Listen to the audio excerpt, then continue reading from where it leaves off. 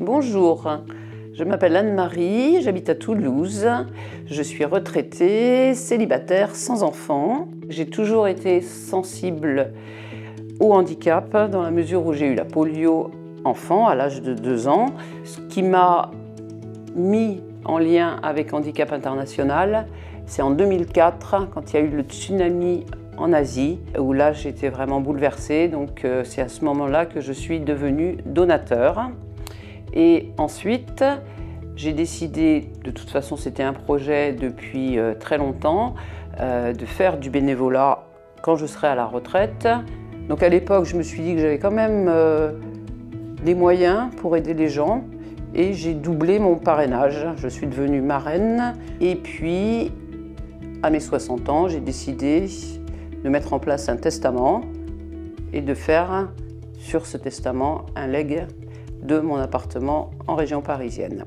Donc ensuite, je suis restée toujours en contact avec Handicap International, qui m'invitait aux webinaires auxquels j'assistais régulièrement avec beaucoup de plaisir, assez passionnant, notamment celui sur les enseignants itinérants ou tout le centre de logistique en Ukraine.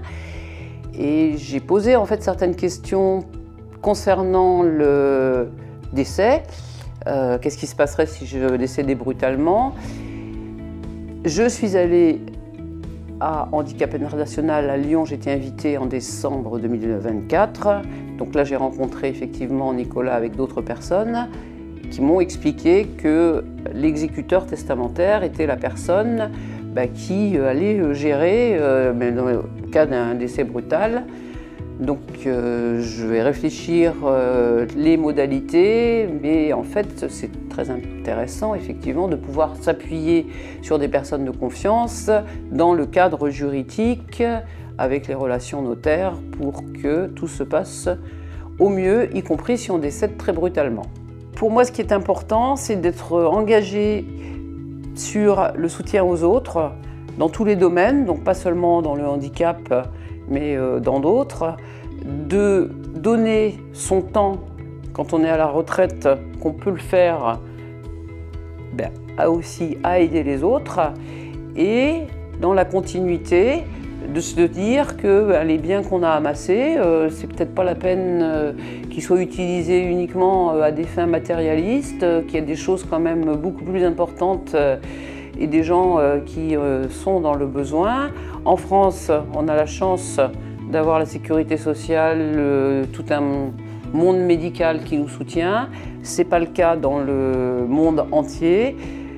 Il faut aider au niveau handicap dès la naissance et bien sûr, suite à des événements traumatisants comme les guerres, les tsunamis, les inondations, les tremblements de terre. Avec Handicap International, c'est fluide, c'est transparent. Moi, j'ai entièrement confiance depuis le début.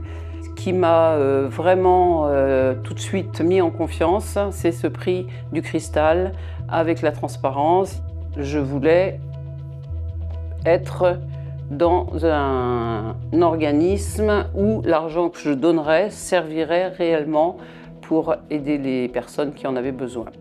Et je pense que c'est facile, il y a des interlocuteurs qui sont disponibles pour aider à mettre en place. Ça donne envie de continuer et de donner l'exemple aux autres.